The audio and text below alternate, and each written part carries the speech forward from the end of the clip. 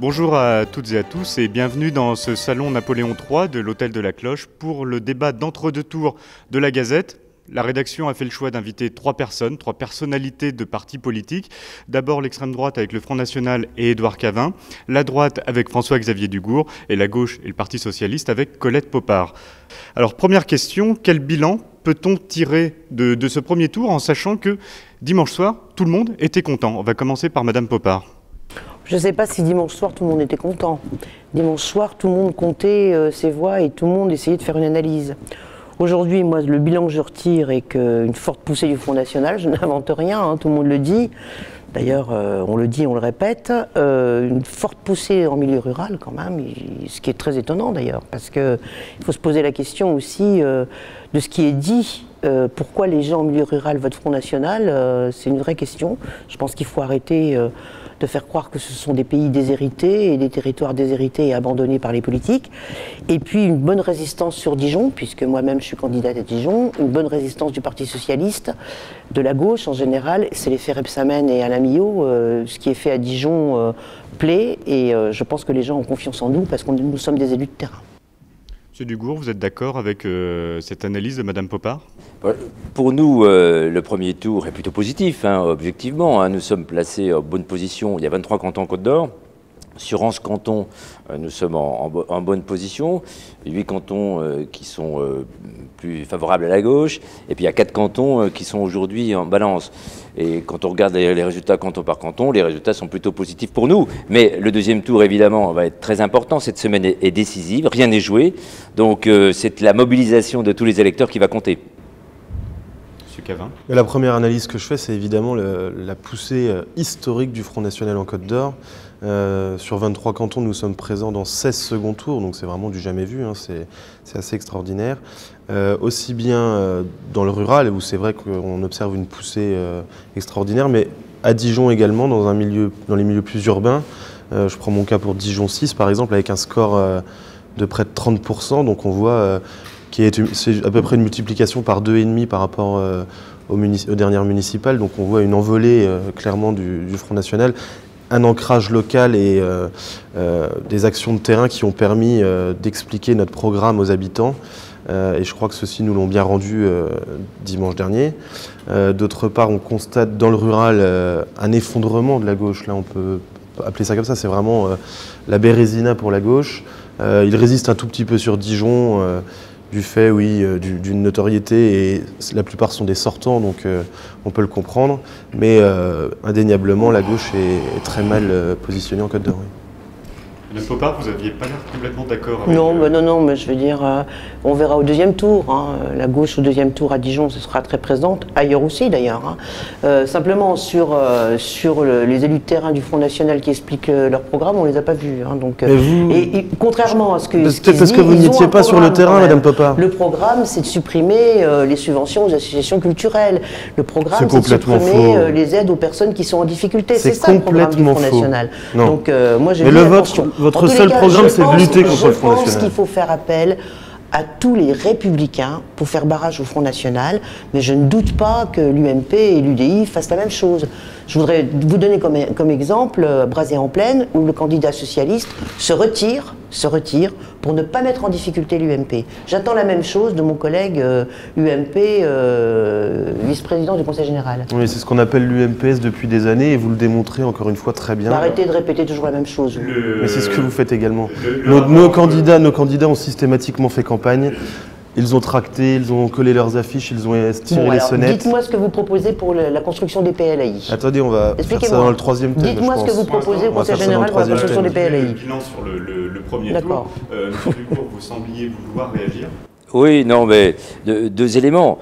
C'est vrai que la poussée du Front National, il faut l'entendre, il faut écouter le message qui est passé par les électeurs. Il y a un message fort, c'est manifestement l'échec du gouvernement socialiste qui est évidemment la première raison de ces scores importants. Et puis il y a une inquiétude très forte dans l'avenir des enfants, l'avenir du pays. Il y a les classes moyennes sont matraquées par le gouvernement socialiste. Donc tout ça ressort à travers ces élections dans tout le département. Sur Dijon, ce qu'il faut noter également, c'est le charcutage qui a été réalisé par Madame Popard et ses amis, piloté par le maire de Dijon, le charcoutage des cantons, hein, et d'ailleurs les électeurs ont eu du mal à s'y retrouver, hein, puisque on a bouleversé les bureaux de vote, tout ça dans un but purement politicien. Donc ça, il faut aussi le prendre en compte dans l'analyse des résultats de Dijon. Là, on reste toujours sur le bilan du premier tour. Les sondages avant ce premier tour annonçaient une claque monumentale pour le Parti socialiste, annonçaient un taux d'abstention record. Au final, la claque a été moins pire que prévu pour le PS au premier tour. Vous l'avez ressenti comment, Madame Moi, j'ai Popard? pas ressenti de claque, personnellement. Je trouve Elle est que moins forte que prévu. non, mais surtout, la mobilisation a été plus importante. Un électeur sur 2 qui se déplace, c'est satisfaisant. Non, c'est pas satisfaisant, mais par rapport à ce qui nous était annoncé et par rapport au score du Front National, je veux dire, les sondages, moi je les écoute jamais, parce que je les écoute pas, je les lis pas, parce qu'ils se plantent tout le temps. Donc en fait, c'est un business, le sondage, c'est pour gagner des sous, ni plus ni moins. Donc si vous voulez, on nous disait que les électeurs n'allaient pas se déplacer, il y a eu quand même plus de 53% sur Dijon qui se sont déplacés. Donc, et au niveau national, c'est 52%, je crois. Donc c'est quand même plutôt encourageant. Et je ne désespère pas qu'au deuxième tour, mais je pense que ça va s'amplifier. Moi, j'étais hier sur le terrain, je pense que ça va s'amplifier. Les gens ont conscience qu'il faut aller voter, quoi.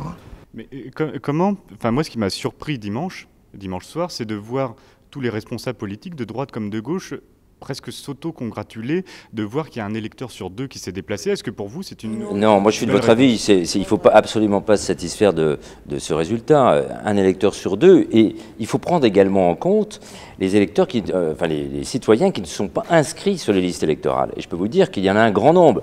Moi j'ai fait beaucoup de porte-à-porte dans cette campagne depuis des semaines. Je peux vous dire qu'on constate effectivement qu'au-delà de l'abstention, il y a des gens qui ne sont pas inscrits volontairement sur les listes électorales. Ça veut dire qu'il y a des messages forts qui sont envoyés à la classe politique au sens large, et il faut s'interroger, peut-être se remettre en cause plus profondément et remettre en cause la politique qui est menée par le gouvernement notamment. Est-ce que vous, Monsieur Dugourc, vous attendiez à ce que le Parti socialiste, la gauche, fasse un score comme ils ont pu faire dimanche? Oh, écoutez, je trouve que oui, le score du Parti socialiste, on ne peut pas dire qu'il soit très brillant dans le pays, clairement, dans le département. Vous attendiez quand même un score moindre. Comment vous expliquez qu'à Dijon, par exemple, la gauche ait aussi bien résisté? Je vous dis, il y a déjà le premier Parce qu'il y a élément. de bons élus et de bons candidats. Le premier Et de élément. candidates. Je trouve que les résultats sont quand même pas formidables. Madame Popard, elle a perdu près de 600 voix par rapport à son résultat de 2008. C'est quand même pas. Elle avait été élue au premier tour. Mais vous savez pas elle avait compter. été élue au premier tour. Il n'y avait pas le même nombre de perd 600 candidats. voix. Je trouve pas que ce soit un résultat formidable. Je vais vous expliquer et qu'elle comment on puisse calcule. s'en prévaloir. Je vais vous Je vous dis expliquer. effectivement, le découpage des cantons a été particulièrement. Ils ont tenu les ciseaux. Ça a beaucoup aidé aussi dans l'atténuation. C'est faux ce que vous dites. L'atténuation du la résultat. preuve. Et Madame Popard est en permanence dans l'invective. On a du mal à parler avec elle. Ah bon, vous trouvez mais je crois que, non, mais je comprends que vous soyez énervé. Je comprends sincèrement. Les résultats ne sont pas brillants. Je vous pense êtes que inquiète. tout le monde va voir et vous que je avez suis très raison. décontractée Je quand comprends même. totalement votre inquiétude et votre énervement. Non, je suis ni énervée ni inquiète. Je suis persuadée que nous allons transformer l'essai, notamment sur Dijon. Vous verrez. Vous verrez. C'est la méthode Couille, en fait, que vous adoptez. Non, moi je sais analyser les résultats, ce que vous ne savez pas faire. Ce que vous ne savez pas faire, Gire. Donc il y a eu un redécoupage des cantons, des secteurs et des territoires électoraux. Un charcutage, on peut le dire. Appelez ça comme vous voulez. En tout cas, on voit que le Front National, malgré ce charcutage, comme vous dites, a pu gagner des voix. Comment vous l'expliquez, M. Gabin ? Il y a une des raisons principales, c'est qu'aujourd'hui, le Front National est le seul parti qui arrive à mobiliser les abstentionnistes. Donc, indéniablement, notre score s'en trouve augmenté. Ça, on ne peut pas le nier. Et il y a un autre facteur, c'est que le fait que les cantons soient plus grands a nécessairement peut-être un petit peu plus nationalisé la portée de ces élections. Et on sait que le Front National est dans une dynamique très forte dans toute la France. Et ça l'a porté dimanche dernier, c'est indéniable. Il y a incontestablement une colère, une exaspération, un ras-le-bol des citoyens face aujourd'hui à ce qui est mené dans notre pays. C'est incontestable. Et donc le Front National surfe notamment sur ces thèmes. Il n'apporte pas les bonnes solutions, c'est une évidence, mais on part de là. Je ne peux pas laisser dire que le vote du Front National serait seulement un vote sanction. Aujourd'hui, on est dans un réel vote d'adhésion. Quand on fait plus de 40%, je parle par exemple pour le canton de Brazay-en-Plaine, quand un candidat fait plus de 40% à une élection, ça ne peut pas être seulement un vote sanction. Il faut arrêter de croire ça, ou sinon vous faites une grosse erreur d'analyse politique. qui va vous coûter cher sur le long terme. Ça ne peut pas être un vote d'adhésion. Quand vous regardez les professions de foi du Front National, elles sont toutes identiques sur toute la France. Et quand vous regardez en Côte d'Or, dans chaque canton, vous avez un petit carré qui concerne l'action et les propositions par rapport au Conseil général. Et dans notre département, les professions de foi du Front National, il n'y avait même pas les mots Côte d'Or qui étaient sur cette profession de foi. Pourquoi aujourd'hui les gens mettent leur voix sur le Front National? Parce que M. Dugourc et ses amis, et M. Sauvadet pareil, ont fait des professions de foi en reprenant les thèses du Front National. C'est ça qui s'est passé. Alors il n'aime pas quand je le dis, dimanche soir il n'était pas content, mais voilà ce qui s'est passé. Sauf que les gens préfèrent l'original. Et donc quand on fait du premier point de sa campagne électorale la lutte contre la fraude sociale, alors qu'il y a 86, je regardais les chiffres ce matin, 86 dossiers qui ont été portés, pour lesquels il y a eu une plainte. 86 dossiers sur 10 000, 86. Et vous avez un vice-président, là, 2 mois avant les élections, on l'a bombardé, responsable de la lutte contre la fraude. Non, mais de qui on se moque? Fraude sociale. C'est exactement les termes du Front National. Et maintenant, il s'étonne qu'il y ait une poussée du Front National. Est-ce que je peux vous poser une question? Vous savez combien représentent ces 86 dossiers? Oui, je sais combien ils représentent. Oui, je sais. 1 million d'euros. Oui. 1 million d'euros, madame Popard. C'est bien pour vous, 1 million d'euros? Non, mais 86 dossiers, on parle de gens qui ont plus de 90 ans. De quoi on parle? C'est quoi la fraude sociale? On parle de gens qui ont plus de 90 ans, qui savent mal remplir les dossiers, on les aide pas. Et donc, comme les contrôles ne sont pas faits suffisamment souvent, on réclame 5 ou 6 ans d'à pas trop payer, etc. C'est ça. C'est ça. Et on dit que ces gens-là sont des fraudeurs, mais c'est pas vrai. On va se retrouver pour la seconde partie où justement on va parler du Front National. Comment les partis, les partis traditionnels, UMP, PS, comment doivent-ils se comporter sur ce second tour?